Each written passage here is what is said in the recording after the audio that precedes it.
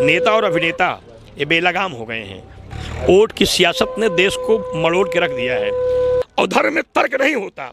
जहाँ तर्क होता है वहाँ विश्वास नहीं होता है, और जहाँ विश्वास नहीं होता है वहाँ श्रद्धा नहीं होती है। जहाँ श्रद्धा नहीं होती है वहाँ भक्ति नहीं होती है। जहाँ भक्ति नहीं होती है वहाँ भाव नहीं होता है, और जहाँ भाव नहीं होता है वहाँ पर समर्पण नहीं होता है, और जहाँ समर्पण नहीं होता है वहाँ सेवा नहीं होती है, और जहाँ सेवा नहीं होती कहा वहाँ संस्कार नहीं होता है, और जहाँ संस्कार नहीं है कहा वहाँ चरित्र भी नहीं होता है। वैज्ञानिक भी जब समाप्त होता है तो राम राम सत्य है, सबकी यही गत्य है। और समाधि में जब मैं जाता हूँ तो वो गड्ढा 20 फुट गहरा होता है और 15 फीट चौड़ा होता है। ऊपर से वो बंद कर दिया जाता है पटरियों से, बल्लियों से, पन्नी से, फिर मिट्टी से पैक करके उसकी बैरिकेडिंग कर दी जाती है। और मृतक अवस्था में मुझे उस समाधि स्थल से के बाद मेरी अवधि पूरी होने के बाद निकाला जाता है। अन्न तो लिए मुझको 46 वर्ष हो गए। मैं नमक नहीं लेता हूँ, मीठा नहीं लेता हूँ और अन्न नहीं लेता हूँ। विशेषकर राजनीति में चुनाव जीतने के लिए रोगों से मुक्त 56 बार समाधि लिया हूँ। नमस्कार दोस्तों, मैं जयप्रकाश, आप देख रहे हैं अपनी वार्ता। प्रयागराज, वो प्रयागराज जहाँ हजारों लाखों वर्ष की तपस्या करने के पश्चात अगर संगम में डुबकी न लगाए तो तपस्या का फल नहीं मिलता। वो प्रयागराज जहाँ आस्था का केंद्र है। जब से इस सृष्टि उत्पन्न हुई है तब से इस प्रयाग का महत्व है। आए इन्हीं प्रयागराज में अनेक देश और दुनिया के अनेक श्रद्धालु लोग, भक्त लोग, सन्यासी लोग, तपस्वी लोग आते हैं और यहाँ पर डुबकी लगाते हैं, कल्पवास करते हैं। बाबा जी हम उनसे वार्तालाप करते हैं और पूरे प्रयागराज और सनातन के बारे में आपको बता दें। बाबा जी जय श्री राम। बाबा जी आपका शुभ नाम क्या है? क्योंकि आप शिव योगी मौनी स्वामी जी महाराज कहते हैं। मैं राष्ट्रीय अध्यक्ष हूँ अखिल भारतीय हिंदू संरक्षण समिति का। मेरा आश्रम है अमेठी में, परमहंस आश्रम बाबू कुंसकरा, गौरीगंज जनपद अमेठी का मैं पीठाधीश्वर हूँ। और यहाँ 1984 से तीर्थराज प्रयाग में आता हूँ। बाबा जी ये आपने जो पूरा वेशभूषा बना रखा है, इसके पीछे क्या उद्देश्य, क्या रहस्य इसका? ये वेशभूषा नहीं है, ये मेरी साधना का एक दुर्लभ क्रिया है। मैं अब तक 56 बार भूसमाधि लिया हूँ। 41 दिन की भूसमाधि जब मैंने नेपाल में ली थी, नेपाल नरेश महाराज वीरेंद्र विक्रम शाह उस समय थे, मैंने महबूब, तब उन्होंने चंद्रमा और मुकुट मुझे भेंट किया था। और तमाम संत महात्माओं ने रुद्राक्ष की मड़ियाँ मुझे भेंट की हैं। लगभग 11,000 रुद्राक्ष मैं पहनता हूँ और उस रुद्राक्षों का वजन लगभग 40 किलो की है। उतना रुद्राक्ष मैं नित्य पे धारण करता हूँ, उसका पूजन करता हूँ और सारे रुद्राक्ष मुझे प्राप्त हुए हैं। ये भगवान शिव की आराधना के लिए, उनकी कृपा प्राप्त करने के लिए और देश के रक्षार्थ करने वाले अनुष्ठानों के संकल्प के लिए तमाम प्रकार के रुद्राक्षों को मैं धारण करता हूँ। शिवपुराण की दृष्टि से 26 मुख तक के रुद्राक्ष शास्त्रों में पाए जाते हैं, 1 मुख से लेकर 26 मुख तक के। उन रुद्राक्षों को अगर आपको प्रसाद के रूप में प्राप्त हो कभी जीवन में, तो उनको आप धारण करें। उससे आपका जीवन की जो इच्छाएँ होंगी वह पूर्ण होंगी और आप जो आशा करते हैं वो आपको प्राप्त भी होगा। लेकिन बाबा जी ये जो रुद्राक्ष है, चलो इसका तो आध्यात्मिक है, इच्छाएं पूर्ति, लेकिन इसका साइंटिफिक रीजन कुछ है पहनने का? इसका मतलब देखिए, संतान प्राप्ति के लिए, पुत्र प्राप्ति के, लक्ष्मी प्राप्ति के लिए, विशेषकर राजनीति में चुनाव जीतने के लिए, रोगों से मुक्त होने के लिए, गरीबी समाप्त होने के लिए, परीक्षा में विद्यार्थी को IAS, जज, DM, SP, कलेक्टर बनने के लिए भी रुद्राक्षों का विशेष प्रयोग है कि जो भी आप चाहते हो वह रुद्राक्ष देने में समर्थवान है। रुद्राक्ष के महामंत्रों को जप करके, रुद्राक्ष को प्राण प्रतिष्ठित करके फिर अगर आप धारण करते हैं तो आपकी इच्छाओं की पूर्ति भी होगी, कामनाएं आपकी सफलीभूत होंगी और आप जो चाहते हैं वह आपको समय की अनुकूलता के साथ प्राप्त होगा। बाबा जी आपने जब 41 दिन की समाधि ली तो उसमें अन्न जल सारी चीज़ नहीं ली, तो उसमें कैसे सर्वाइव किया आपने? देखिए, अन्न जल नहीं, अन्न तो लिए मुझको 46 वर्ष हो गए। मैं नमक नहीं लेता हूँ, मीठा नहीं लेता हूँ और अन्न नहीं लेता हूँ। दिन में कभी भी मैं जल नहीं लेता हूँ। सायंकालीन सत्र में उबाला हुआ पानी और बिना नमक की सब्जी मैं पूरे जीवन भर के लिए, मेरा संकल्प है मैं इतना ही लेता हूँ। और समाधि में जब मैं जाता हूँ तो वो गड्ढा 20 फुट गहरा होता है और 15 फीट चौड़ा होता है। ऊपर से वो बंद कर दिया जाता है पटरियों से, बल्लियों से, पन्नी से, फिर मिट्टी से पैक करके उसकी बैरिकेडिंग कर दी जाती है। और मृतक अवस्था में मुझे उस समाधि स्थल से के बाद मेरी अवधि पूरी होने के बाद निकाला जाता है। फिर उसमें जब वहाँ से मैं निकलता हूँ तो जो क्रियाएं मैं बता के जाता हूँ उस धीरे धीरे करके फिर से प्राणवायु वापस आती है और मैं स्वस्थ होकर के फिर भगवान की शरणागति में लग जाता हूँ। ये एक चीज़ है, मतलब चलो 1-2 घंटा, 4 घंटा, 1 दिन मिनिमम, लेकिन 41 दिनों इतनी बड़ी बड़ी जो आप समाधियाँ लेते हैं उसका सनातन पर उसमें क्या प्रभाव पड़ता है? देखिए, सनातन पर प्रभाव नहीं, सनातन की संस्कृति की प्रेरणा ही है समाधि। यम नियम प्राणायाम प्रत्याहार ध्यान धारणा समाधि का जो क्रम है मेरे यहाँ अष्टांग योग का, उसमें समाधि सबसे बड़ी साधना है। और भगवान भूतनाथ जी बाबा जो मेरे इष्ट है भगवान महाकाल, बीते संवत 87 तजी समाधि शंभु अविनाशी, भगवान शिव अनंत काल तक समाधिस्थ रहते हैं।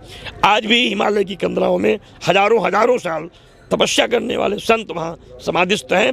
समाधि क्रिया जो है हमारी वेद की क्रिया है, पौराणिक क्रिया है, और सनातन धर्म के प्राण प्रतिष्ठित सिद्धियों को देने वाली वो एक अचूक क्रिया है, जिससे आपको मनोवांछित सिद्धियाँ प्राप्त हो सकती हैं, मोक्ष प्राप्त हो सकता है, भगवत दर्शन हो सकता है, और आप जो भी चाहते हैं अरिमा महिमा लघिमा सिद्धियाँ सब प्राप्त होकर के आपकी कामनाओं की पूर्ति भी कर सकते हैं। और इंगला पिंगला जो सुषुम्ना का उत्पन्न होते हैं, जो समाधि योग में बताया गया है, महर्षि पतंजलि ने पतंजलि सूत्र में अष्टांग योग की पूरी व्याख्या की है, तो उस चीज़ को आपने पूरे जी करके लोगों के सामने प्रकट कर दिया कि हाँ ये सत्य है, ये क्यों लिखा ही नहीं। ये प्रदर्शन की चीज़ नहीं है। हाँ। योगा कर्म सुकौशलम, योग करने की चीज़ है, योग प्रदर्शन का विषय नहीं है।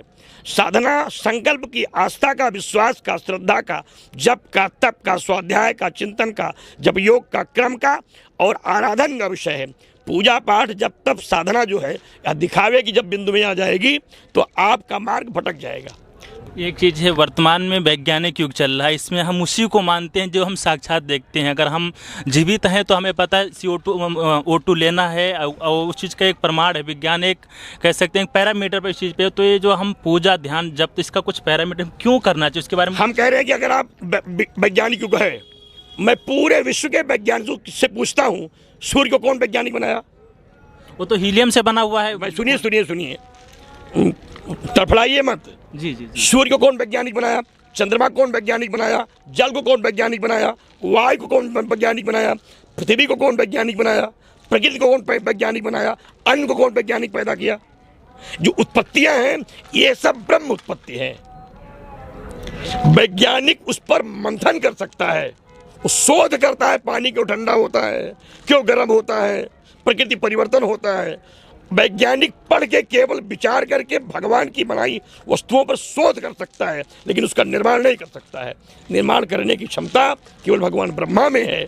उसी में वैज्ञानिक पैदा होते हैं, संत पैदा होते हैं, साहित्यकार पैदा होते हैं, पत्रकार पैदा होते हैं, भक्त पैदा होते हैं, आस्थावान पैदा होते हैं, उपेक्षा करने वाले पैदा होते हैं, गंगा को नहाने वाले भी होते हैं और गंगा में मैला बहाने वाले भी होते हैं। लेकिन याद रखिएगा, उनके इस कामों से मेरे धर्म पर कोई असर नहीं पड़ता कि आप भगवान को नहीं मानते या हम विज्ञान को मानते हैं। विज्ञान कहाँ, अगर विज्ञान ये जानता है,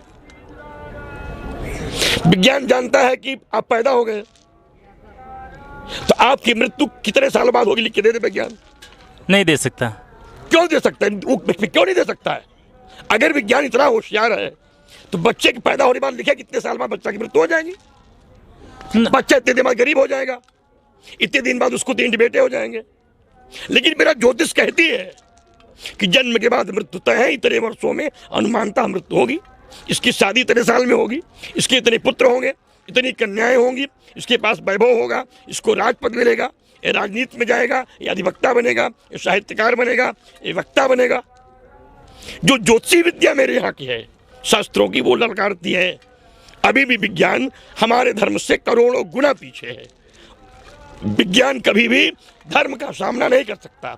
धर्म की ग्रंथों का मंथन कर ले, तीर्थों का चिंतन कर ले, तो न गंगा गंदी थी, न है, न रहेंगी। हम गंगा को मैली करते हैं, दोष मेरा है। मैं धर्म पर आक्षेप करता हूँ, ये दोष मेरा है। मैं धर्म के बारे में नहीं जानता हूँ, ये दोष मेरा है, ये धर्म का दोष नहीं है कि हम उसको कहें कि अच्छा बता दीजिए। मान लीजिए किसी ने कहा कि भाई हम माँ को नहीं मानते, तो केवल आपका देने से माँ नहीं मान जाएंगे? नहीं, माँ को तो मानना पड़ेगा आपको। माँ माता देवी है। अब उन्हें आप वृद्धाश्रम में छोड़ देते हो ले जाके, आप डीएम हो गए और आपके माता पिता वृद्धाश्रम में जाके जीवन यापन करते हैं, आप इंजीनियर हो गए, आप डॉक्टर हो गए, तो आप भूल गए अपने बूढ़े माता पिता को। तो आपके भूल जाने से काम नहीं चलेगा। वैज्ञानिक भी डीएनए टेस्ट पर ही विश्वास करता है, उसमें उसी बाप का डीएनए लगेगा जो बाप झोपड़ी में भीख मांग के आपको पाला था। उसमें राजा का डीएनए काम नहीं करेगा। आधार क्या है? आधार में उसी का फिंगर काम करेगा जो आपसे जुड़ा होगा। इसलिए विज्ञान नहीं, महाविज्ञान को भी अंत में उसी धर्म को स्वीकार करना पड़ेगा। वैज्ञानिक भी जब समाप्त होता है तो राम राम सत्य है, सबकी यही गत्य है। कहा जाता है नेता मरता है तो यही कहा जाता है, और देश का निंदक मरता है तब भी यही कहा जाता है। भगवान के प्रकाश को देख के अर्घ देने वाले लाखों लोग प्रयाग में हैं, और भगवान को गाली देने वाले भी लाखों लोग हैं, लेकिन यही अंतर है भगवान में और मनुष्य में। भगवान सबको प्रकाश देते हैं, सबको जल देते हैं, चंद्रमा सबको शक्ति देती है, पृथ्वी सबको अन्न देती है। आप चाहे अपमान करिए चाहे सम्मान करिए, तो ये धर्म जो है उपेक्षा का विषय नहीं है। धर्म श्रद्धा का, विश्वास का, अनुकरण का विषय है। और धर्म में तर्क नहीं होता। जहाँ तर्क होता है वहाँ विश्वास नहीं होता है, और जहाँ विश्वास नहीं होता है वहाँ श्रद्धा नहीं होती है। जहाँ श्रद्धा नहीं होती है वहाँ भक्ति नहीं होती है। जहाँ भक्ति नहीं होती है वहाँ भाव नहीं होता है, और जहाँ भाव नहीं होता है वहाँ पर समर्पण नहीं होता है, और जहाँ समर्पण नहीं होता है वहाँ सेवा नहीं होती है, और जहाँ सेवा नहीं होती कहा वहाँ संस्कार नहीं होता है, और जहाँ संस्कार नहीं है कहा वहाँ चरित्र भी नहीं होता है। वर्तमान में क्या होता है, जगह जगह लोग टहल रहे हैं, बता रहे हैं हाथ दे करके, हम तुम्हें बता रहे हैं तुम्हारा ये होने वाला वो होने वाला है, और तुम्हें 4 लड़के हैं, तुम्हें 5 शादियाँ हैं। जैसे मैं कल परसों में बात कर रहा था, एक लोग ऐसे मिल गए तो बोले कि अरे आपको तो हम चेहरा देख के आपको बता सकते हैं, आपके यस या इस नाम से उस नाम की लड़की से शादी होगी, ये होगा वो होगा। तो क्या ये सत्य है? कैसे सत्य क्या है और असत्य क्या है? सत्य जानने के लिए बहुत कुछ स्वयं को शक्तिशाली बनना होगा, ठीक है। जो समर्थवान होगा वो कहेगा नहीं। जो किसी के बारे में कुछ बता सकता है वो चौराहे पे खड़ा होकर आइए ये भाग्य बता दूं, वो ये नहीं कहेगा। उसको लोग ढूंढते हैं महाराज, जिसके पास तप बल होता है, ज्ञान बल होता है, विद्या बल होता है, बुद्धि बल होता है, धर्म बल होता है, चरित्र बल होता है, पौरुष बल होता है, पराक्रम बल होता है, समर्पण बल होता है, सेवा बल होता है, श्रद्धा बल होता है, संस्कार बल, उसको लोग ढूंढते हैं। लोगों को बुला के नहीं कहता ये मैं भाग्य बता दूं, वो उनकी अपनी व्यवस्था है। वो अपने आप को सिद्ध घोषित कर रहे हैं, लेकिन जो सिद्ध होगा महाराज वो घोषित नहीं करता। सिद्ध को लोग जाते हैं तब भी कहता भैया भगवान जाने। तो समर्थवान व्यक्ति ईश्वर से अपनी बात कहता है, भगवान से अपनी बात कहता है। आप चैनल के माध्यम से लोगों से कहना चाहते हैं तो इतना मानिए, सत्य बहुत ताकतवर है। असत्य आक्रमण कर सकता है, दुख दे सकता है, लेकिन समाप्त नहीं कर सकता है, कभी नहीं कर पाएगा। असत्य इतना शक्तिशाली नहीं हो सकता है, न मिटा है न कभी धर्म मिटेगा, रहा है और रहेगा। जय महाकाल। बाबा जी, ये जो लोग मतलब वर्तमान में लोग अपने ग्रंथों को नहीं पढ़ रहे, अपने वेद पुराण उपनिषद को नहीं पढ़ रहे हैं, तो कहीं ना कहीं सनातन जो है, एक्चुअल में जो सनातन है उस चीज़ के बारे में नहीं सुनते। तो सनातन क्या है, संक्षिप्त शब्दों में बता दें। देखिए, सनातन धर्म जो है ये अनादिकालीन धर्म है। यहाँ किसी जाति और किसी वर्ण के द्वारा स्थापित किया हुआ धर्म नहीं है। इसका संस्थापक कोई मनुष्य नहीं रहा है, साक्षात भगवान ब्रह्मा के द्वारा इस धर्म की उत्पत्ति हुई है। और यह सृष्टि के प्रलय के बाद सृष्टि की उत्पत्ति के अंत तक रहता है। जितनी बार सृष्टि का प्रलय होता है और फिर उत्पत्ति होती है, उसकी पूर्व से सनातन धर्म है। सनातन धर्म वेदों का जो प्राण है, सनातन धर्म की मूल ब्रह्मदंड है। और इस धर्म पर चलने वाले लोग कभी भी अपनी आस्था से विघटित नहीं होते हैं। वो न कभी टूटते हैं, न कभी बिखरते हैं, न अहंकार में उनका जीवन होता है। वह केवल निर्विकार रूप से भगवान का पूजन बंदन करते हैं। अन्य धर्मों की एक अवधि है, कोई 500 वर्ष का है, कोई 1000 वर्ष का है, कोई 1500 वर्ष का है। लेकिन और हमारे यहाँ तो अगर आप युगों को देखें तो 64 चौकड़ी राज्य करने वाला रावण जो था, भगवान राम के हाथों उसकी मृत्यु हुई थी। तब भी सृष्टि थी, सनातन धर्म था। और आज से 5000 वर्ष पूर्व जब महाभारत हुआ था तभी भगवान कृष्ण का कार्यकाल था कि तब भी सनातन धर्म था। इसके बाद तमाम धर्मावलंबी तमाम लोग इस सृष्टि में आए, तमाम लोगों ने अपने तरीके से अपने धर्मों की स्थापना की। लेकिन वो जो धर्म रहे उनका संस्थापक कोई व्यक्ति रहा होगा। हमारे धर्म का जो संस्थापक है वह स्वयं ब्रह्म ही है। इसलिए यह धर्म कभी समाप्त नहीं होता, चाहे जितनी बार इस पर आक्रमण हो, चाहे जितने धर्मांतरण हो, चाहे जितने बार इसे कुचला जाए, लेकिन ये धर्म कभी मूल रूप से समाप्त नहीं हुआ है। जो वर्तमान में फिल्में बनने कहने सनातन को दबाने के लिए बनने हैं, चाहे अभी एक फिल्म पठान आ रही है, उसमें पीला वस्त्र भगवा रंग पे बहुत आकर्षण हुआ, तो इस पर क्या सही है गलत है? देखिए, ऐसा है कि वोट की सियासत ने देश को मरोड़ के रख दिया है। नेता और अभिनेता ये बेलगाम हो गए हैं। इन पर कोई ना तो कानून का लगाम है, न समाज का लगाम है। आज लोग झूठी चर्चाओं में आने के लिए देवी देवताओं का अपमान करते हैं, धार्मिक स्थलों का अपमान करते हैं, माताओं का अपमान करते हैं, बेटियों का अपमान करते हैं, बड़े बड़े जघन्य पाप करते हैं कि लोग मुझे जानें। ऐसी तमाम फिल्में बनाई जाती हैं, कहा जिसमें धर्म के विरोध में तमाम प्रकार के नाटकीय दृश्य दिखाए जाते हैं, वो सब बहुत ही निंदनीय कृत्य है। उनके खिलाफ कार्रवाई होनी चाहिए, कानून बनना चाहिए। जैसे अन्य देशों में है कि आप अगर उनके धर्म के खिलाफ बोलते हैं तो उनको मृत्युदंड दिया जाता है। ऐसा है कानून भारतवर्ष में भी होना चाहिए कि यहाँ कोई भी किसी भी धर्म का विरोध न करे, किसी भी धर्म के प्रतिकूल कोई काम न करे, क्योंकि सबको अपने अपने धर्म का पालन करने का अधिकार है। लोग अपने अपने धर्मों पर चलें, लेकिन हमारे धर्म को भी उपेक्षा करने का अधिकार किसी व्यक्ति को नहीं है। और जो ऐसा करता है वो निश्चित रूप से अपराध करता है, उसके खिलाफ कार्रवाई होनी चाहिए। ये संत समाज ही नहीं बल्कि पूरा देश ऐसी आशा करता है, विश्वास करता है। ऐसे कानून की आवश्यकता है। और बिना कानून के इस युग में धर्म रक्षा करना बड़ा कठिन हो गया है, क्योंकि हर जगह जगह धर्मांतरण हो रहे हैं, मठ तोड़े जा रहे हैं, मंदिर तोड़े जा रहे हैं, बेटियों का धर्म परिवर्तन हो रहा है।